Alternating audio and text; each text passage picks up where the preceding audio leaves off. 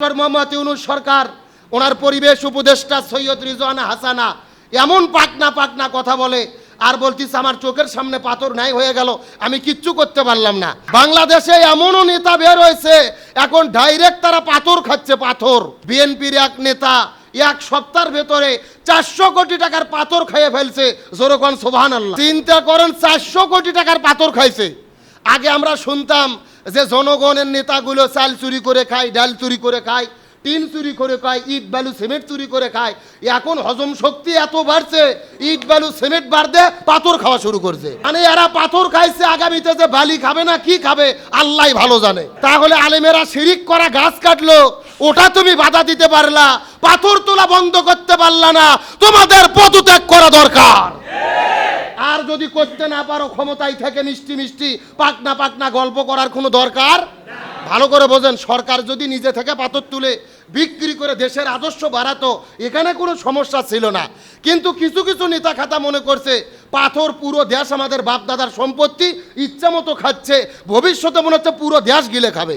জন্য বিএনপি ওই কোম্পানিগঞ্জ উপজেলা বিএনপির সভাপতি শাহাবুদ্দিনকে বহিষ্কার করেছে তাদের দল থেকে।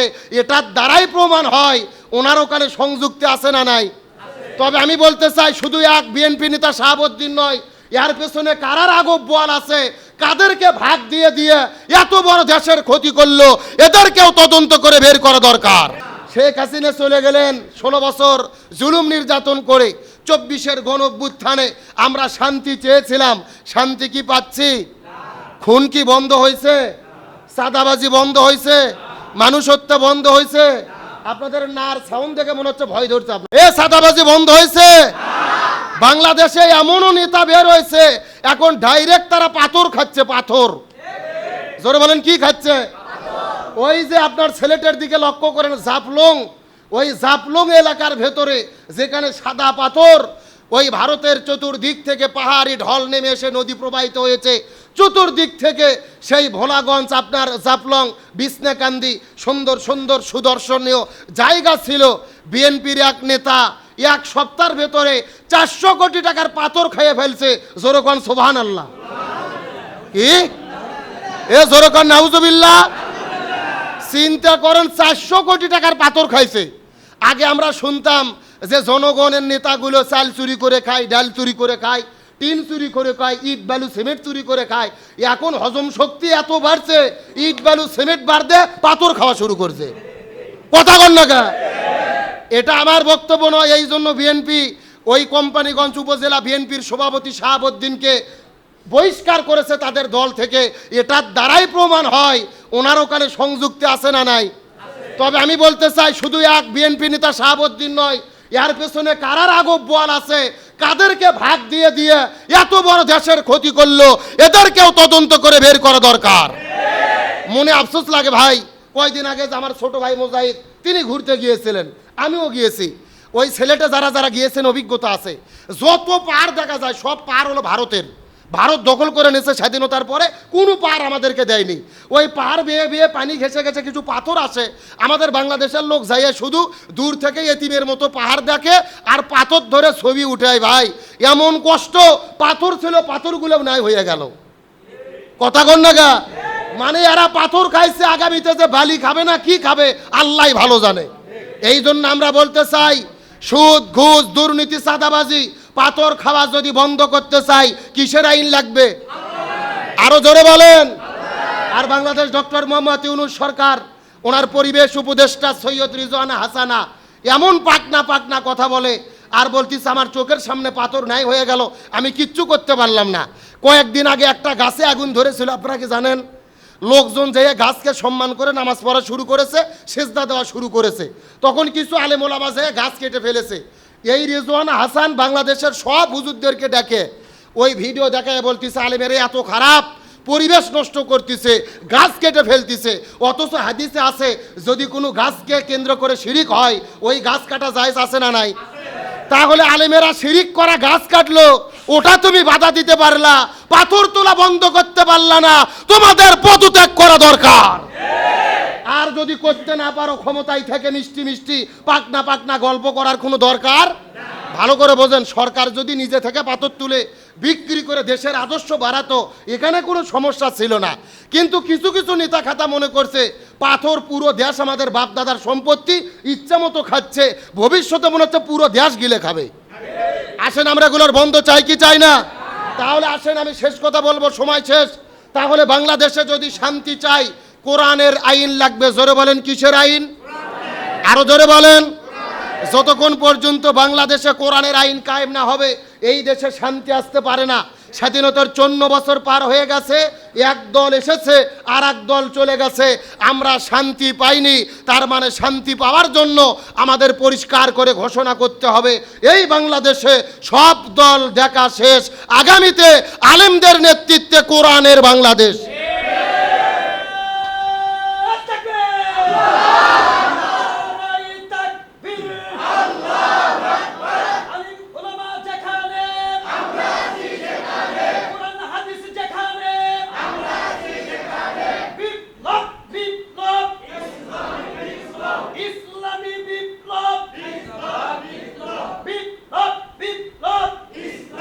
আল্লাহ কবুল করুক, বলেন আমিন।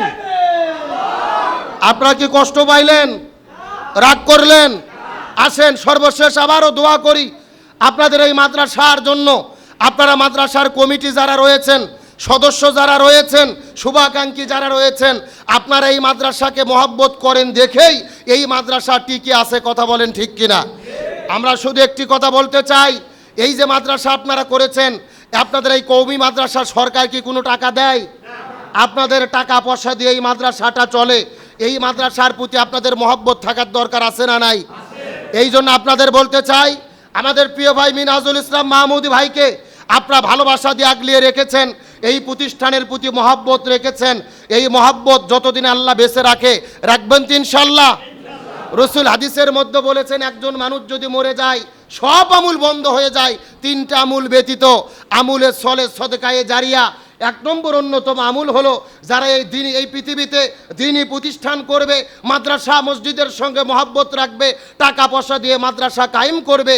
এই মসজিদ মাদ্রাসা যতদিন টিকে থাকবে, যত মানুষ মসজিদে নামাজ পড়বে, যত ছাত্র মাদ্রাসায় পড়াশোনা করবে, এর একটা সওয়াবের জারিয়া, সওয়াবের অংশ আল্লাহ ব্যক্তিদের আমুল নামার মধ্যে পাঠাতে থাকবে। তাহলে আমরা কবরে বসে বসে সওয়াব পাই, এটাকে আমরা চাই না? জোরে বলেন চাই না? এই জন্য আপনাদের এই শিলকবুর দারুল উলুম হাফিজিয়া কওমি মাদ্রাসা, এই মাদ্রাসার সঙ্গে আমরা মহব্বত রাখবো, টাকা পয়সা দিয়ে সহযোগিতা করব, শিক্ষকদের সঙ্গে ভালো সম্পর্ক রাখবো। এই মাদ্রাসা কেমনে কিয়ামত পর্যন্ত টিকে রাখা যায়, শিক্ষার মান ভালো রাখা যায়, এই জন্য আমরা চেষ্টা করবো ইনশাল্লাহ। এই মাদ্রাসার সাথে কারা কারা আছেন একটাবার হাত তোলেন তো দেখি। লিল্লাহি তাকবীর। আল্লাহ তাআলা আমাদের সকলকে আমৃত্যু পর্যন্ত এই মাদ্রাসার সঙ্গে থাকার তৌফিক দান করুক, বলেন আমিন। মিনহাজুল ইসলাম মাহমুদি ভাইয়ের নেক হায়াত আল্লাহ দারাজ করুক, বলেন আমিন। তার মাধ্যমে এই মাদ্রাসার আরো দীর্ঘদিন আল্লাহ খেদমত করার তৌফিক দান করুক, বলেন আমিন। আসেন সর্বশেষ যে কথা এতক্ষণ পর্যন্ত আপনাদের বলেছি, কোরআন থাকলে সম্মান আছে, না থাকলে সম্মান নাই। ওই কোরআনের হক হলো 4টি। জোরে বলেন কয়টি? মুখস্থ করেন কয়টি? 1 নম্বর কোরআন পড়তে হবে, 2 নম্বর কোরআন বুঝতে হবে, 3 নম্বর নিজে কোরআন মানতে হবে, 4 নম্বর কোরআনের বিধান জমিনে বাস্তবায়ন করতে হবে। কয়টা হক বলেছি? তবে মনের কষ্ট, আমরা 1 নম্বর যখন আপনি কোরআন পড়বেন আপনার কোনো বিপদ হবে না, 2 নম্বর আপনি কোরআন বুঝবেন আপনার কোনো বিপদ হবে না, 3 নম্বর কোরআন নিজে মানবেন আপনার কোনো বিপদ হবে না। কিন্তু 4 নম্বর কাজ, যখনই কোরআনের আইন আপনি সমাজে বাস্তবায়ন করতে যাবেন তখনই আপনাকে বিপদে পড়তে হবে। একটা উদাহরণ দিয়ে শেষ করি। আমাদের নবী যতদিন কোরআন পড়েছে নবীজির কোনো বিপদ ছিল না, নবীজি কোরআন বুঝেছে নবীজির কোনো বিপদ ছিল না, নবীজি নিজে কোরআন মেনেছে নবীজির বিপদ ছিল না। যখনই নবীজি বলেছে এই কোরআন দিয়ে মদিনা নামক রাষ্ট্র চালাতে চাই, তখনই নবীজিকে 3.5 বছর জেলেবন্দি থাকতে হয়েছে। 1 নয় 2 নয় 27 বার হত্যার টার্গেটের শিকার হয়েছে, তার শরীর থেকে রক্ত ঝরানো হয়েছে, উহুদের ময়দানে দন্দান মোবারক শহীদ করে দেওয়া হয়েছে। এই বাংলাদেশের কোরআনের পাখি আল্লামা দেলোয়ার হোসেন সাইদি যতদিন কোরআন পড়েছে কোনো বিপদ ছিল না, যতদিন বুঝেছে কোনো বিপদ ছিল না, যতদিন নিজে মেনেছে কোনো বিপদ ছিল না। যখনই তিনি বলেছিল আল কোরআনের আইন চাই, সৎ লোকের শাসন চাই, জমিন যার আইন চলবে তার, তখনই আল্লামা সাঈদীকে 13 বছর জেলে বন্দি রেখে ইনজেকশনের সিরিজে বিষ ঢুকায়া আল্লামা সাঈদীকে হত্যা করা হয়েছে। তার মানে বোঝা গেল কোরআন পড়লে বিপদ হয় না, কোরআন বুঝলে বিপদ হয় না, কোরআন নিজে মানলে বিপদ হয় না, কোরআন কায়েম করতে গেলে বিপদ হয়। এখন আপনাদের কাছে আমি শেষ ওয়াদা নিতে চাই, আমরা কি কোরআনের এই 4টে হক আদায় করতে রাজি আছি? জোরে বলেন রাজি আছি? কোরআন পড়বো, কোরআন বুঝবো, কোরআন দিয়ে জীবন গড়ব, পুরো জমিনে কোরআন কায়েমের জন্য কাজ করব। জন্ম থেকে শুরু করে মৃত্যু পর্যন্ত, রান্নাঘর থেকে শুরু করে সংসদ পর্যন্ত প্রতিটি জায়গায় কোরআনের বিধান কায়েমের পক্ষে কারা কারা আছেন আর একটাবার হাত তুলে আল্লাহকে দেখাই দেন। লিল্লাহে তাকবীর। আল্লাহ তাআলা কবুল করুক, বলেন আমিন। এতটুকু কথা বলে আপনাদের